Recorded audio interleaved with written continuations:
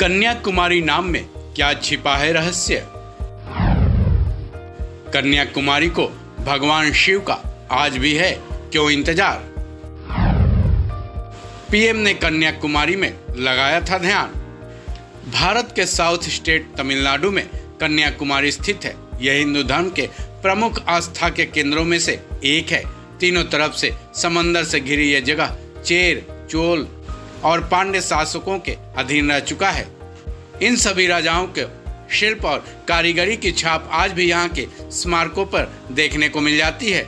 इस जगह का इतिहास इन राजाओं से काफी पुराना है। रोचक बात यह है कि इस जगह का नाम कन्याकुमारी पड़ने के पीछे एक चकित कर देने वाली कहानी है, मान्यताएं हैं, जिसके साथ ही ये भी कहा जाता है कि इस जगह को आज भी भगवान शिव का इंतजार है। लेकिन क्यों? तो चलिए कन्याकुमारी से जुड़े कुछ रोचक बातों के बारे में इस वीडियो में बातें करते हैं। गौरतलब है कि पीएम मोदी ने यहाँ मौन साधना हाल में ही की है। थोड़ा उसके बारे में भी जान लेते हैं। पीएम मोदी की मौन साधना। 25 मई को जैसे ही दिल्ली लोकसभा का चुनाव खत्म हुआ, बीजेपी की तरफ से यह ऐलान हुआ कि पीएम मोदी साउथ इंडिया स्थित कन्याकुमारी के विवेकानंद रॉक मेमोरियल में 45 घंटे की मौन साधना करेंगे, जिसकी तारीख 1 जून को तय की गई थी। पीएम मोदी 31 मई को कन्याकुमारी पहुंच गए और तय वक्त के मुताबिक मौन साधना में जुट गए। इधर लोकसभा चुनाव के आखिरी चरण का मतदान हो रहा था, जिसके बाद 1 जून की ही शाम को मोदी ने अपनी मौन साधना समाप्त की थी। इस पूरे समय कन्याकुमारी का जिक्र पूरे देश में होता रहा, जिसके बाद आज हम आपको कन्याकुमारी के बारे में बताने जा रहे हैं। तो चलिए जानते हैं कन्याकुमारी के नाम पड़ने के रहस्य से शुरू करते हैं। कन्याकुमारी नाम के पीछे क्या है राज?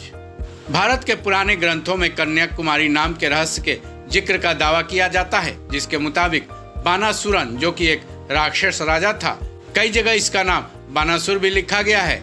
इसी बानासुरन के वध के लिए माता पार्वती ने कन्याकुमारी में जन्म लिया था। वजह यह थी कि बानासुरन को भगवान ब्रह्मा जी से यह वरदान हासिल था कि उसका वध किसी कुंवारी कन्या से ही हो सकता है। इधर बानासुरन को इस बात का घमंड था कि कोई कुंवारी कन्या उसका वध कैसे कर सकती है, उसको तो वो चुटकियों में मसल देगा। वहीं वरदान के मुताबिक कोई भी उसे परास्त नहीं कर सकता था। अपनी ताकत और मिले वरदान के दम में वो देवताओं तक को, यहाँ तक कि भगवान इंद्र तक को भी परास्त कर दिया था। साथ ही स्वर्ग पर अपना कब्जा कर लिया।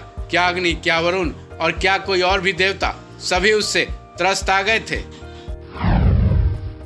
माता पार्वती का धरती पर जन्म। बानासुरन के आतंक के दौर में ही माता पार्वती ने फेमस राजा भरत के घर जन्म लिया, जिनकी 8 बेटियां थीं और एक बेटा था।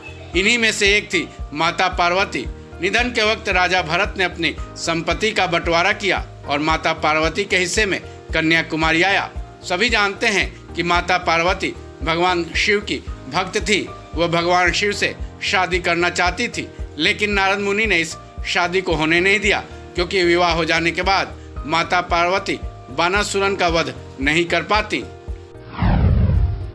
बानासुरन का अंत। माता पार्वती की सुंदरता और तपस्या की ख्याति दूर दूर तक फैली, जो कि बानासुरन तक पहुंच गई। फिर क्या था, बानासुरन ने माता पार्वती से विवाह करने के लिए प्रस्ताव भेज दिया, जिस पर पहले तो वो काफी गुस्से से भर आई, लेकिन अपने मकसद को कामयाब करने के लिए उन्होंने विवाह के लिए हामी भर दी। लेकिन बानासुरन के सामने एक शर्त भी रखी कि अगर वो उन्हें युद्ध में हरा देगा तो वो बानासुरन से शादी कर लेंगी। बानासुरन ने इस प्रस्ताव को मान लिया। फिर दोनों के बीच भयंकर युद्ध हुआ। युद्ध शुरू होते ही बानासुरन ये भाप गया कि जिससे उसकी लड़ाई हो रही है वो कोई साधारण कन्या नहीं है। जाहिर है युद्ध में माता पार्वती की विजय हुई। वहीं मृत्यु से पहले बानासुरन को यह पता चल गया कि माता पार्वती से ही उसका युद्ध चल रहा था। फिर क्या था, मृत्यु से पहले उसने माता पार्वती से क्षमा मांगी। माता पार्वती को है भगवान शिव का इंतजार। बानासुरन का वध करने के बाद ये माना जाता है कि माता पार्वती अपने साक्षात रूप में आई और उसी वक्त शिवलोक लौट गई। लेकिन ये भी कहा जाता है कि उन्होंने अपनी उपस्थिति अमन मंदिर में बनाए रखी। मान्यता यह है कि माता पार्वती कन्याकुमारी के इसी अमन मंदिर में भगवान भोले शंकर का इंतजार आज भी कर रही हैं। वहीं माता शक्ति के कन्या रूप की ही याद में इस जगह का नाम कन्याकुमारी पड़ा।